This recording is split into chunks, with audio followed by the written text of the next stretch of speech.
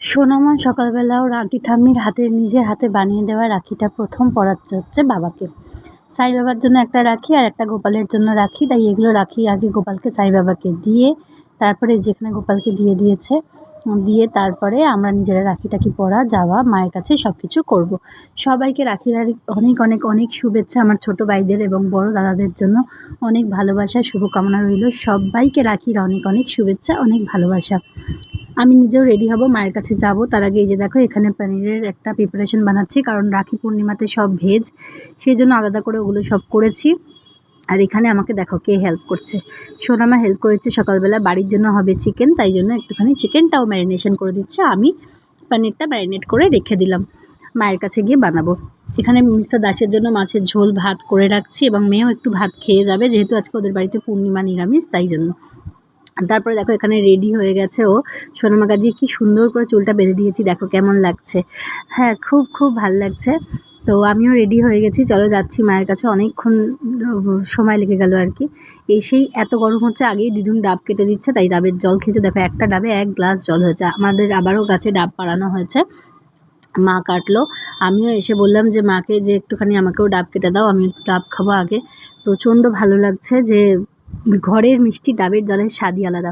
এখানে দেখো বাবার জন্য রাখি পরাবে ও সোনামা, সেই জন্য বাবার জন্য আগে একটুখানি কাবাবটা ভেজে তুলে নিয়েছি। এগুলো হচ্ছে পনির কাবাব। আচ্ছা, মা সোনামাকে রাখি পরাচ্ছে। সোনামার খুব অভিমান যে কেন সব কিছু ছেলেদের হয়, আর রাখি, ভাইফোঁটা, জামাই ষষ্ঠী সবই কেন দাদুনদের আর মামাদের আর কি, ছোটি মামা বুড়ি মামার, কেন আমার নয়। সেই জন্য দিদুন ওকেই রাখিটা পরাচ্ছে। কেমন হয়েছে একটু জানিও প্লিজ। আর এত এত মানে বদমাইশ, রাখি পরা মানেই এবার গিফট দাও। তারপরে ও বাবাকে একটুখানি রাখি পরিয়ে দিল দাদুনকে। এখন সোনামা বড় হয়ে গেছে, নিজে নিজে ফাঁস বাঁধতে শিখে গেছে। আমি বাবাকে বললাম, বাবা গত বছর পর্যন্ত আমি ওকে হেল্প করে দিতাম ফাঁসটা লাগানোর জন্য, কিন্তু এবছর সোনামা নিজেই সেটা শিখে গেছে। সময়ের সাথে সাথে সব কিছুই মনে হয় বাচ্চারা শিখে যায়, খালি একটু সময়টা দিতে হয়। আর আমরা মায়েরা সেই ধৈর্যটা, সেই অপেক্ষাটাই করতে পারি না। যাই হোক, এখানে বাবা সুগার বলে তাই সুগার ফ্রি মিষ্টি আর পনির কাবাব। বাবার জন্য তো বেশি কিছু অ্যারেঞ্জ করা সম্ভব নয়। সোনামা বাবা সুন্দর করে চামচটা ঘুরিয়ে নিয়ে তারপর দাদুনকে দিল। যাই হোক, এই ছোটো ছোটো জিনিসগুলোই থাকবে। ভালো থাকুক ও, ভালো থাকুক ওর দাদুন। তারপর এখানে একটুখানি বাগান বেড়াতে বেরিয়েছে বাবু। এখানে দেখো পাখি দেখছে, ঘুরছে, একটুখানি এদিকে ম্যাওপুষি দেখছে, এইসব করছে। কিছুক্ষণ ধরে ঘোরা হলো, তারপরে ছোটি মামা বুড়ি মামাকে ডেকে আনা হলো। তো এটা ছিল হচ্ছে রাখির প্ল্যাটার। আর এই যে এখানে এটা হচ্ছে আমার দাদা ভাই, মানে বড়দা ভাই আর কি, বড় দাদা।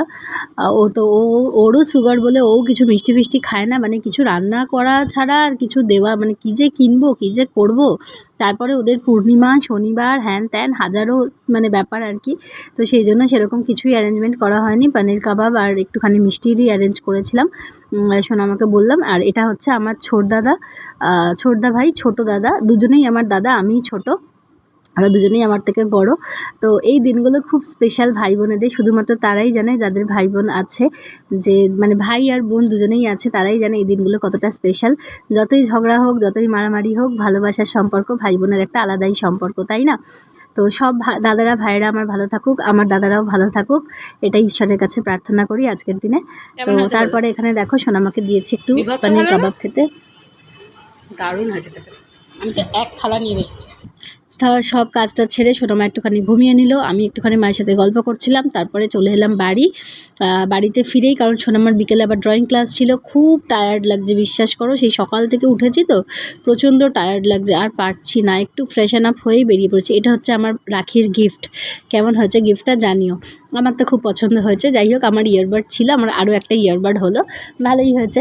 আর এখানে সোনামাও সারাদিন আমার সাথে ঘুরছে, ওকে ড্রয়িং ক্লাসে দিলাম, দিয়ে আমি একটুখানি ওয়েট করছিলাম।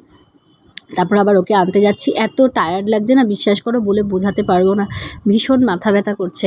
আর তোমাদেরকে দেখাই, দেখো পূর্ণিমার চাঁদ কি সুন্দর লাগছে, জানি না কতটা বুঝতে পারছো, ক্যামেরায় কতটা নিতে পারলাম। তারপরে ওকে ড্রয়িং ক্লাস থেকে নিলাম, নিয়ে এখানেও একটা স্পেশাল চিকেন রেশমি কাবাব পাওয়া যায়, যেটা খেতে সোনামা খুব ভালোবাসে, তো সেটাই ওকে একটুখানি কিনে খাওয়ালাম, কারণ অনেকক্ষণ খেয়েছে।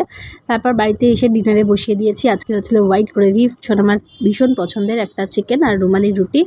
আর এটা হচ্ছে আমার আর একটা ভাই, ও আমার কাছে রাখি পড়তে আসে, ওকেও ডিনার দিয়ে দিলাম। ও বিরিয়ানি আর চিকেন খাচ্ছিল, গল্প টল্প করলাম, সেসব করে রাত্রি প্রায় 11টা বাজে। এখন আমি নিজে ডিনার করতে বসেছি, চিকেন, রুমালি রুটি আর একটা শনপাপড়ি নিয়ে। আর সোনামা ওখানে খেলছে। আমি বললাম অনেক রাত হয়ে গেছে, দেখো আজকে ও ক্রাফটটা বানিয়েছে ড্রয়িং ক্লাসে। এটা হচ্ছে একটা ল্যাম্প শেড, কি সুন্দর হয়েছে না? আমার তো খুব ভালো লেগেছে। তোমরা জানিও যে ও কেমন বানিয়েছে এটা। আজকে সত্যিই আর পারছি না, শরীর খুব টায়ার্ড। তোমাদের ব্লগটা কেমন লাগলো জানিও। আজকের মতো টাটা, সবাই খুব ভালো থেকো।